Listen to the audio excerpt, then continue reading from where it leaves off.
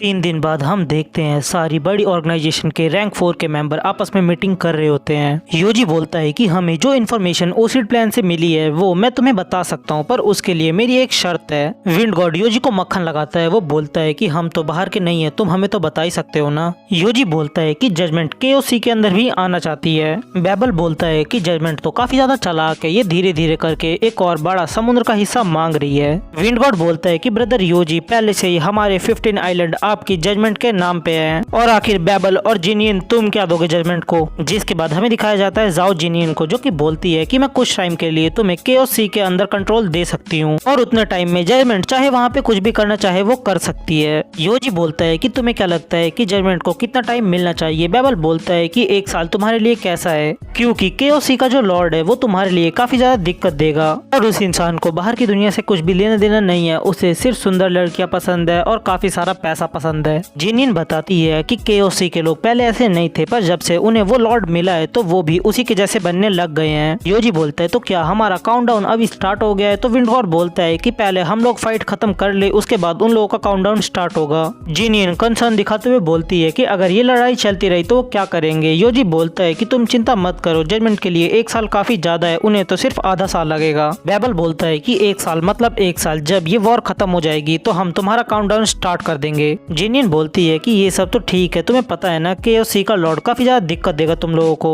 Well इससे मुझे क्या, अब हम लोगों को पेमेंट की बात करनी चाहिए। योजी उन्हें ब्लड ऑफ एसेंस दिखाता है। वो बोलता है कि पिग इसे लेके आया हमारे लिए, और इसकी मदद से तुम उन लोगों का मेडिटेशन मेथड जान पाओगे। और वो लोग उस ब्लड ऑफ एसेंस को देख के काफी ज्यादा शॉक होते हैं, क्योंकि उससे उन्हें काफी ज्यादा पावर मिल सकती है। योजी बोलता है कि और इसी के साथ मैं तुम्हें उन लोगों का मेडिटेशन मेथड भी दे दूंगा, क्या तुम्हारे लिए इतना बहुत है। जिनियन बोलती है कि लास्ट टाइम तुमने मुझे एक फाइट के लिए बुलाया था और मैंने तुम्हारी उसमें मदद की थी। विंडगॉड बोलता है कि हाँ तुमने ठीक कहा। जिनियन बोलती है तो अब तुम्हें इसके लिए मुझे पे करना होगा। विंडगॉड बोलता है कि जिनियन तुम मुझे किसी फॉरेनर की तरह ट्रीट मत करो, और आखिर तुम इतनी लालची कैसे हो गई। जिनियन बोलती है कि तुम मुझे ऐसी बातें करके नहीं फंसा सकते। बेबल इस मौके का फायदा उठाता है और वो भी विंडगॉड को ब्लैकमेल करना शुरू कर देता है। वो बोलता है कि तुम्हें भी अब मुझे रिवॉर्ड देना होगा, एक ब्लड ऑफ एसेंस। विंडगॉड उन दोनों पे भड़क जाता है। वो बोलता है कि बेबल तुमने भी जलती हुई आग में हाथ सेकना सीख लिया। हम देखते हैं उन दोनों ने मिलकर विंडगॉड को लूट लिया होता है, और उसके पास सिर्फ 2 ही ब्लड ऑफ एसेंस बचा होता है। सीन शिफ्ट होता है जहाँ पे हमें दिखाया जाता है ओसिड प्लान के लोग अटैक करना शुरू कर देते हैं, और ड्यूरेंट उन पर नजर रख रहा होता है।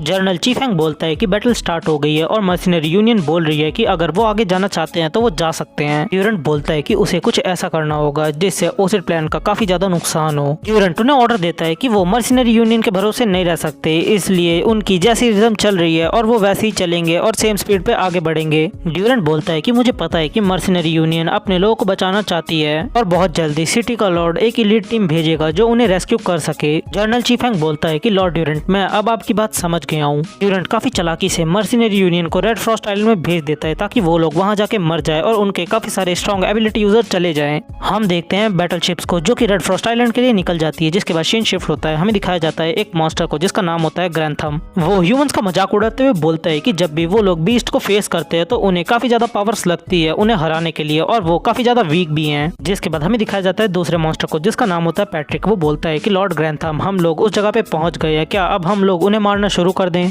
वेल ये दोनों काफी ज्यादा स्ट्रॉन्ग मॉन्स्टर है, क्योंकि ये दोनों एलिमेंटल्स हैं। पैट्रिक अपने मॉन्स्टर से बोलता है कि हमें ज्यादा से ज्यादा लोगों को मारना है, और जो सबसे लास्ट में वहाँ पे पहुंचा मैं उसे अपनी फ्लेम से जला दूंगा और उसकी बैक पे एक ब्यूटीफुल निशान छोड़ूंगा। फिर हमें दिखाया जाता है अजूरा प्लेनेट के लोगों को, जहाँ पे हम देखते हैं विंडगॉड बोलता है कि जिनियन मैं कमांडर इन चीफ हूँ इस काउंटर अटैक प्लान का, ना कि आयरन ब्लड सी टेरिटरी। जिनियन उसके प्लान से काफी ज्यादा नाराज होती है। वो बोलती है कि हमें कायरो की तरह रेड फ्रॉस्ट आइलैंड में पहुंचना होगा। विंडगॉड आगे बताता है कि फ्रीडम आर्मी 4 तरफ से उस रेड फ्रॉस्ट आइलैंड के अंदर जाएगी, जिसकी वजह से ओसिड प्लान के लोग वहां से नहीं भाग पाएंगे। हीरो एसोसिएशन की भी एक इलीट टीम उस आइलैंड पे गई है, तो आखिर बेबल कोई ऑब्जेक्शन क्यों नहीं कर रहा। जिनियन बोलती है बेबल से कि आखिर तुम ऐसे नाटक क्यों कर रहे हो, हमें सामने से जाके रेड फ्रॉस्ट आइलैंड में फाइट करनी चाहिए, नहीं तो तुम्हारे नए सोल्जर्स मारे जाएंगे। बेबल बोलता है कि मैं विंड गॉड की बात से एग्री करता हूँ, और जो मेरे सबऑर्डिनेट है वो उस आइलैंड पे ट्रेन ही होंगे। जिनियन योजी की तरफ देखती है। वो बोलती है कि कम से कम तुम तो कुछ बोलो इन दोनों को। योजी बोलता है कि मैं इन दोनों की बात से सहमत हूँ। विंड गॉड हंसते हुए बोलता है कि हम 3 हैं और तुम अकेली, इसका मतलब तुम भी अपनी इलीट टीम भेजोगी उस आइलैंड पे। सीन शिफ्ट होता है। हमें दिखाया जाता है रेड फ्रॉस्ट आइलैंड के अंदर 2 घंटे बाद का सीन, जहाँ पे अलग अलग टीम आ रही होती है और यांग भी अपनी टीम लेके आया होता है। जुआन बोलता है कि उसने सुना था कि 10 इलीट टीम आ आएगी और हीरो एसोसिएशन वेस्ट से आएगी, तो आखिर मुझे कोई दिख क्यों नहीं रहा है। जिसके बाद हम देखते हैं सारी टीमें आपस में मिल जाती हैं। जिसके बाद यांग दूसरी टीमों को अपना इंट्रोडक्शन देता है। वो बताता है कि हम है सैंडविच नोरी टीम जजमेंट से। यीफेन बोलता है कि ये ऑरा काफी ज्यादा फेमिलियर है, क्या ये हमारे लीडर हैं। वो बताता है कि हम है dark night team hero association से। इल्सॉर्ट बताती है कि ये तीनों काफी ज्यादा पावरफुल है और मैंने सुना है जो इनकी टीम में सबसे वीक भी है वो भी ए रैंक का है। यांग बोलता है कि इस आइलैंड पे अब बस काफी ज्यादा स्ट्रॉन्ग लोग ही बचे हुए हैं, पर फिर भी उन लोगों को ध्यान रखना होगा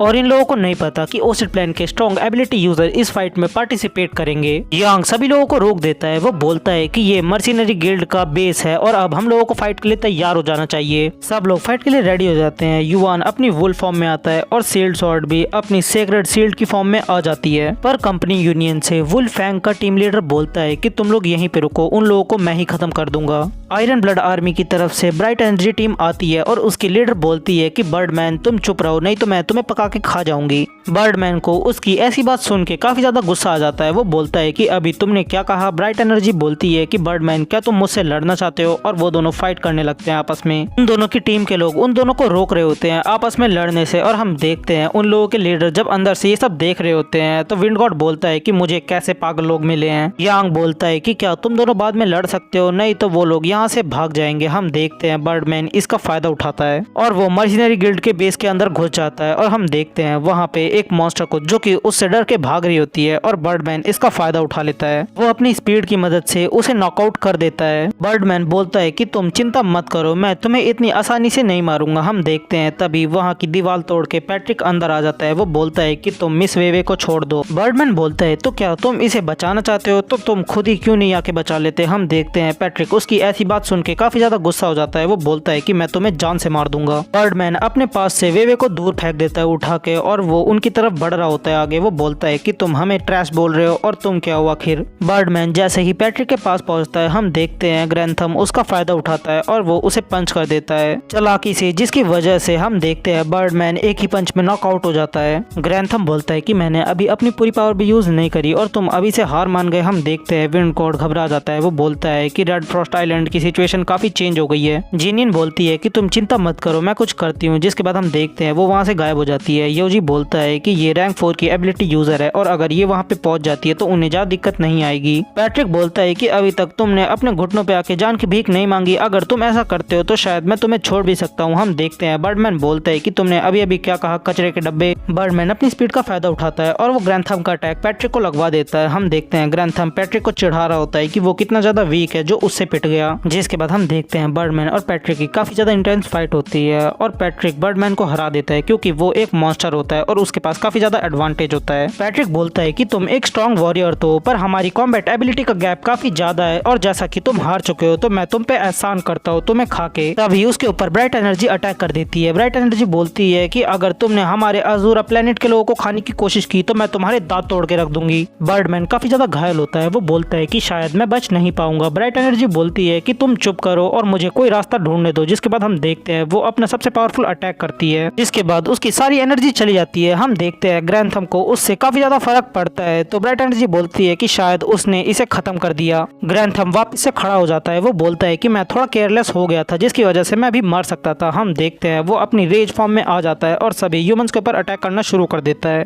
और तभी उसके पीछे यीफेन आ जाता है और वो उसे अपने एक ही पावरफुल पंच में चिथड़े उड़ा देता है उसके। पैट्रिक को यकीन नहीं हो रहा होता। वो बोलता है कि आखिर लॉर्ड कैसे मर सकते हैं, वो भी इस कीड़े से। हम देखते हैं वहाँ पे सारे मॉन्स्टर्स बोलते हैं कि क्या आज वो हार जाएंगे इन कचरों से, और आखिर लॉर्ड ग्रैंथम इतने ज्यादा पावरफुल होने के बाद भी कैसे मर सकते हैं। हम देखते हैं पैट्रिक पागल हो जाता है। वो अपनी आर्मी को बोलता है कि तुम सारे इंसानों को खत्म कर दो। ह्यूमंस के अंदर काफी लोग डर रहे होते हैं क्योंकि उनके पास 9 रैंक 3 के एबिलिटी यूजर होते हैं। यांग तभी उन्हें ऑर्डर देता है कि अब ये हमारी बारी है कुछ करने की। युआन बोलता है कि मैं हूँ कुई मो वुल्फ और मैं जजमेंट से बिलोंग करता हूँ, और आखिर कौन मुझसे लड़ना चाहता है। पैट्रिक बोलता है कि उसे नहीं पता था कि यहाँ पे और रैंक 3 के एबिलिटी यूजर है, अब तो उसे खेलने में और ज्यादा मजा आएगा। युआन बोलता है कि कूड़ेदान के डब्बे, तुम जानते हो कि आखिर मेरे गॉडफादर कौन है? पैट्रिक बोलता है कि मैंने आज से पहले कभी भी ऐसा नाम नहीं सुना था। युआन बताता है कि वो जजमेंट ऑर्गेनाइजेशन से बिलोंग करते हैं और उनका नाम है लॉर्ड यूजी। क्या अब तुम्हें डर लग रहा है? युआन बोलता है कि तूने अभी क्या कहा? मेरे गॉडफादर लॉर्ड यूजी रैंक 4 के एबिलिटी यूजर हैं। पैट्रिक बोलता है तो अच्छा, तुम्हारे गॉडफादर रैंक 4 के एबिलिटी यूजर है। जब मैं तुम्हें खत्म कर दूंगा तो मैं उससे सामने से मिलूंगा। युआन बोलता है कि आखिर तो अपने आप को समझ के आ रहा है, जिसके बाद वो अपनी छाती के अंदर हाथ डाल देता है। वो बोलता है कि अगर मैं दर्द में चिल्लाया तो मैं मर्द नहीं हूँ। वो अपना दिल बाहर निकालते हुए बोलता है कि मेरे दिल के निकलने के बाद भी मैं तुझसे लड़ सकता हूँ और तू कितना ज्यादा वीक है। पैट्रिक बोलता है कि ये इंसान आधा पागल वागल है क्या? हम देखते हैं यांग बोलता है कि ये इतना ज्यादा बेवकूफ है कि ये किसी के मुंह से भी जजमेंट की बुराई नहीं सुन सकता। यांग युआन को बचाने के लिए काफी तेजी से आगे जाता है पैट्रिक के पास। पैट्रिक बोलता है कि उसे नहीं पता था कि यहाँ पे कोई इतना ज्यादा पावरफुल भी है। यांग जैसे ही पैट्रिक को खत्म करने वाला होता है तभी उनके सामने उसका एक चमचा आ जाता है जो कि उसके अटैक को ब्लॉक कर देता है। तभी पैट्रिक को कुछ टाइम मिल जाता है जिसकी वजह से वो अपना अल्टीमेट मूव चार्ज करना शुरू कर देता है। यांग सबको ऑर्डर देता है कि इसको अपना अल्टीमेट मूव चार्ज मत करने देना। हमें दिखाया जाता है रोंग को जो कि अपनी स्पेशल एबिलिटी यूज कर रही होती है। पैट्रिक बोलता है तो तुम माइंड अटैक यूज कर रही हो और क्या तुम मुझे इससे रोक सकती हो? हम देखते हैं पैट्रिक अपना अल्टीमेट मूव हवा में करना शुरू कर देता है जिसका नाम होता है ग्रीन लोटस। रोंग बोलती है कि मैं तुम्हें जान से मार दूंगी। हम देखते हैं पैट्रिक चालाकी दिखाता है और उसके ऊपर अपनी फायर से अटैक कर देता है। हम देखते हैं रोंग जलने लग जाती है। हम देखते हैं यांग उसे बचा लेता है। वो बोलता है कि तुम चिंता मत करो, मैं तुम्हें हील कर दूंगा। और यांग अपना लाइट प्रोफाउंड यूज कर रहा होता है। हम देखते हैं जिनियन को जो कि छुप के ये सब देख रही होती है। वो बोलती है कि लाइट टाइप प्रोफाउंड मैंने शायद जजमेंट को काफी ज्यादा हल्के में ले लिया था और ये मिस्टीरियस जजमेंट काफी ज्यादा पावरफुल लग रही है मुझे। तभी हम देखते हैं कि वहाँ की पूरी धरती कांप जाती है क्योंकि ये फैन अपनी एंशिएंट सेंट की सोल अपनी बॉडी के अंदर इमर्ज कर रहा होता है। यांग बोलता है कि मैंने कभी भी नहीं सोचा था कि ये बच्चा इतनी जल्दी इतना ज्यादा स्ट्रांग हो जाएगा। पैट्रिक बोलता है कि अगर तुम मेरे दुश्मन ना होते तो मैं तुम्हें अपना गार्ड जरूर रखता और ये कितनी बेकार बात है कि तुम उन लोगों के साथ हो, पर फिर भी मैं तुम्हें रिवॉर्ड करूंगा। मैं सबसे पहले तुम्हें ही मारूंगा। ये फैन इस समय इतना ज्यादा ताकतवर होता है कि उसकी एंशिएंट फीस्ट की वजह से मर्सिनरी यूनियन का पूरा बेस तबाह हो जाता है। पैट्रिक उतनी ज्यादा पावर देख के बौखला जाता है। वो बोलता है कि आखिर इसने कैसे किया ये, और हम देखते हैं वो अपने ग्रीन लोटस की मदद से वहाँ पे सभी के ऊपर एक संग अटैक करना शुरू कर देता है। और हम देखते हैं ये फैन को जो कि अपनी स्पीड की मदद से सभी लोगों को एक ही बारी में बचा रहा होता है। पैट्रिक उसकी कमजोरी जान जाता है। वो बोलता है कि तुम्हें मेरी फ्लेम से दिक्कत हो रही है ना, और चलो अब हम देखते हैं तुम एक बार में कितने लोगों को बचा सकते हो। फिर वो ग्रीन लोटस को फोड़ देता है और हम देखते हैं वहाँ पे सब लोग डर के भागने लगते हैं। जिनियन बोलती है कि मुझे जल्द से जल्द कुछ करना होगा। यांग अपने मन में बोलता है कि चलो ये फैन कुछ करो, मैं देखना चाहता हूँ कि आखिर तुम ऐसी प्रॉब्लम से बाहर कैसे निकलोगे। हम देखते हैं ये फैन को जो कि काफी तेजी से आगे बढ़ रहा होता है। युआन बोलता है कि ये तो बहुत अच्छा है, उसे सिर्फ उस लोटस को हराना है जिसके बाद सब कुछ ठीक हो जाएगा। यांग बताता है कि जैसा तुम समझ रहे हो ये इतना भी आसान नहीं है क्योंकि वो लोटस पूरी तरीके से फायर एलिमेंट से बना हुआ है और वो जितना ज्यादा तेज होगा उतना उसके लिए नुकसान होगा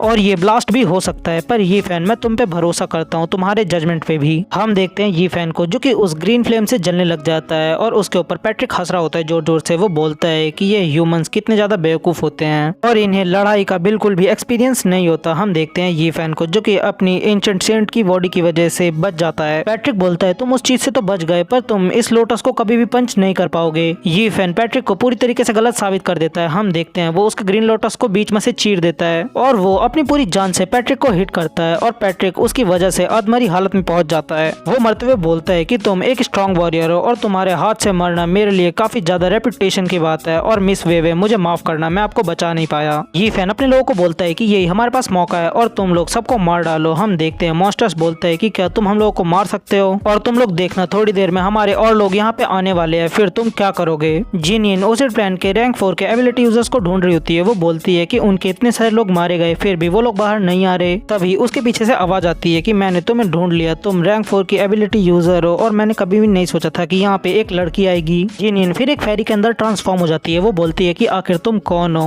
आर्बिटर बोलता है कि लाइट टाइप एबिलिटी, ये तो काफी ज्यादा इंटरेस्टिंग है। तभी वो अपनी चुटकी बजाते हुए बोलता है कि एक्सप्लोड। हम देखते हैं उन लोगों ने चुपचाप से वहाँ पे जाल बिछा रखा होता है जिसकी चपेट में जिनियन भी आ जाती है और उसे काफी ज्यादा प्रॉब्लम हो रही होती है। और हम देखते हैं साथ ही में उन लोगों ने पूरे आइलैंड पे भी ट्रैप बिछा रखे होते हैं और वो एक्टिवेट होने के बाद सभी लोगों को काफी बुरी तरीके से चोट आ रही होती है जिसके अंदर लोगों को बचाते हुए सील्ड सॉर्ड का एक पैर ही चला जाता है। यांग उसके पास आता है। वो बोलता है कि चिंता मत करो, मैं तुम्हें हील कर दूंगा। जिनियन बोलती है कि तुम डरपोक चूहे, तुम्हें सिर्फ स्नीक अटैक करना आता है। आर्बिटर बोलता है कि मैं अपने एनिमी पे फर्स्ट अटैक कर रहा हूँ और मुझे पता है कि अगर तुम लोग मेरी पोजीशन में होते तो तुम मुझसे भी बुरी तरीके से अटैक करते हैं हम लोगों पे। जिनियन बोलती है कि चलो अब अब तुम मुझे अपना नाम बताओ। वैसे मेरा नाम है जिनिन और मैं ही तुम्हें मारूंगी। आर्बिटर बोलता है तो तुम मेरा टाइम वेस्ट करना चाहती हो? तुम्हें क्या लगता है कि मैं यहाँ पे सिर्फ अकेला आया हूँ? तभी हम देखते हैं वो उसे चकमा दे देता है और वो अपने साथियों को बचा लेता है। वो जाते हुए बोलता है कि हम फ्यूचर में जरूर मिलेंगे एक दूसरे से। जिनिन बोलती है कि तुम भागने की कोशिश कर रहे हो। आर्बिटर तभी जल्दी से चिल्लाता है कि तुम सब लोग क्या कर रहे हो, जल्दी से इसके ऊपर अटैक करते हो। हम देखते हैं जिनिन जैसे ही पीछे मुड़ती है तो आर्बिटर वहाँ से निकल जाता है और वो फिर से उसका पागल बना देता है। वो बोलता है कि मैं 3 दिन बाद फिर से तुमसे यहाँ पे मिलूंगा। जिनिन बोलती है कि फिर से उसने मेरा पागल बनाया, यहाँ पे और कोई रैंक 4 का नहीं है। हम देखते हैं वहाँ पे दूसरे रैंक 4 पहुंच जाते हैं। बेबल बोलता है कि क्या वो भाग गया, क्या हमें उसे पकड़ना चाहिए? विंड गॉड बोलता है कि इसकी जरूरत नहीं है, वैसे हमें आज की रात काफी ज्यादा संभल के रहनी होगी। जिनिन उन्हें बताती है कि उसने कहा था कि वो 3 दिन बाद इस आइलैंड पे दोबारा आएगा, इसका मतलब 3 दिन बाद वो हम पे फिर से अटैक करेगा। विंड गॉड बोलता है कि ये शायद झूठ हो सकता है, पर फिर भी उन लोगों को केयरफुल रहना चाहिए और उन्हें पहले बैटलफील्ड को साफ कर देना चाहिए। योजी बोलता है कि मैं विंड गॉड की बात से सहमत हूँ और हमें दुश्मनों की बातों का यकीन नहीं करना चाहिए। नेक्स्ट डे हम देखते हैं जब यांग बीच पे चिल कर रहा होता है तभी उसके पास रोंग आ जाती है। वो बोलती है कि ब्रदर यांग तुम पूरी रात से सोई नहीं। यांग बोलता है कि वो सो नहीं पा रहा था इसलिए वो हवा लेने के लिए बाहर यहाँ पे आया है, और वैसे तुम यहाँ पे क्या कर रही हो? रोंग बताती है कि मैं सिर्फ वॉक के लिए बाहर आई थी और मैंने नहीं सोचा था कि ब्रदर यांग मैं आपसे मिलूंगी। यांग बोलता है कि तुम्हारी वजह से कल लोगों की जान बच गई थी, नहीं तो वो पैट्रिक काफी ज्यादा डिस्ट्रक्शन फैला सकता था यहाँ पे। रोंग उसकी ऐसी बातें सुन के रोने लग जाती है। वो बोलती है कि मैं किसी को भी प्रोटेक्ट नहीं कर पाई और यहाँ तक कि सील्ड स्वॉर्ड भी काफी ज्यादा घायल हो गई थी और मैं उसे भी नहीं बचा पाई। यांग उसे सहारा देता है। वो बोलता है कि सील्ड स्वॉर्ड को रैंक 4 के एबिलिटी यूजर ने घायल किया था और कोई भी उससे नहीं लड़ पा रहा था, तो तुम आखिर उससे कैसे लड़ सकती थी? यांग की ऐसी बात सुन के रोंग का दिल काफी जोर से धड़कने लग जाता है। वो बोलती है कि सॉरी कैप्टन, मेरे कपड़े गंदे हैं, मैं इन्हें साफ करने जा रही हूँ। यांग बोलता है कि तुम चिंता मत करो, मैं बाद में तुम्हारे कपड़े वॉशिंग मशीन में धुल दूंगा। और हम देखते हैं ये बात सुन के रोंग का दिल और तेजी से धड़कने लग जाता है। यांग बोलता है कि तुम ठीक तो हो ना? हम देखते हैं रोंग वहाँ से भाग जाती है। वो बोलती है कि कैप्टन मैं आपसे कल मिलूंगी। अब हम देखते हैं तभी यांग के पीछे कोई आ जाता है और वो और कोई नहीं लीक आई होती है, और वो जैसे यांग को ऐसे देखती है तो वो रोने लग जाती है क्योंकि उसने उसे रोंग के साथ देख लिया होता है और वो वहाँ से रोते हुए भाग जाती है। यांग बोलता है कि आखिर आज सब लोग मेरे पास से रोक के क्यों भाग रहे हैं? सीन शिफ्ट होता है, हमें दिखाया जाता है ड्यूरेंट को जो कि अपने अंदाज में बोलता है कि यार हैंडसम होना भी कितनी ज्यादा दिक्कत की बात है। तभी उसका जूनियर आता है उसके पास। वो बोलता है कि commander in chief higher authority ने आपको रूफटॉप के गार्डन पे बुलाया है। ड्यूरेंट बोलता है ठीक है। वो मन में बोलता है कि सडनली मीटिंग रखी है, क्या ये आर्बिटर की वजह से है जो अभी वहाँ से वापस आया है? हमें दिखाया जाता है बिल्डिंग के रूफटॉप का सीन जहाँ पे ओसिड प्लान के सारे लॉर्ड बैठे होते हैं। तभी वहाँ पे ड्यूरेंट पहुंचता है और वो सारे लॉर्ड को ग्रेट करता है। आर्बिटर बताता है कि वो रेड फ्रॉस्ट आइलैंड पे गया था और उसका सामना एक रैंक 4 के एबिलिटी यूजर से हुआ था। लाइटनिंग सुप्रीम पूछता है कि क्या वो क्रिस की इन्फॉर्मेशन के संग मैच करता था? आर्बिटर फिर एक अलग ही अंदाज में बताता है कि उसने लाइट टाइप एबिलिटी यूजर के संग फाइट करी थी और उसका कॉम्बैट एक्सपीरियंस काफी ज्यादा कम था और बाकी रैंक 4 के तीनों एबिलिटी यूजर्स को उसने सिर्फ दूर से ही देखा, पर फिर भी उन लोगों को केयरफुल रहना चाहिए। ड्यूरेंट अपने मन में यांग के थ्रू बोलता है कि ये डरपोक वहाँ से भाग आया था और इसने ये बात कितनी अच्छे तरीके से बोली है। आर्बिटर बोलता है कि वो पिग जो कि क्रिस ने बताया था वो वहाँ पे नहीं आया। क्रिस्टल पाइथन बोलता है कि अगर क्या हुआ उनके पास ज्यादा रैंक 4 के एबिलिटी यूजर हैं, पर उन लोगों को प्रोफाउंड के बारे में हमसे ज्यादा नहीं पता। आर्बिटर बोलता है कि ठीक है, हम 2 दिन बाद फिर से अटैक करेंगे उन लीडर्स के ऊपर जो कि रैंक 4 के एबिलिटी यूजर हैं। लाइटनिंग सुप्रीम बोलता है और उसी की वजह से हम लोगों को फिर से काफी सारे स्लेव्स मिल जाएंगे। हम देखते हैं क्रिस के चेहरे पे अपने आप ही एक एविल स्माइल आ जाती है। सीन शिफ्ट होता है, हमें दिखाया जाता है योजी को जो कि कुछ सोच रहा होता है। वो बोलता है कि मैंने अपने काफी सारे अवतार क्रिएट किए हैं जिसकी वजह से मुझे एनिमी की पहले सारी इन्फॉर्मेशन तो मिल जाती है, पर अभी भी अजूरा प्लेनेट के लोगों की हालत ठीक नहीं है और ओसिड प्लान के अंदर 4th लेवल से ऊपर आते हैं टियर 5 के सेलेस्टियल पोजीशन के लोग। बेबल उसके पास आता है। वो बोलता है कि तुम मुझे किसी भी एंगल से नर्वस तो नहीं लग रहे हो?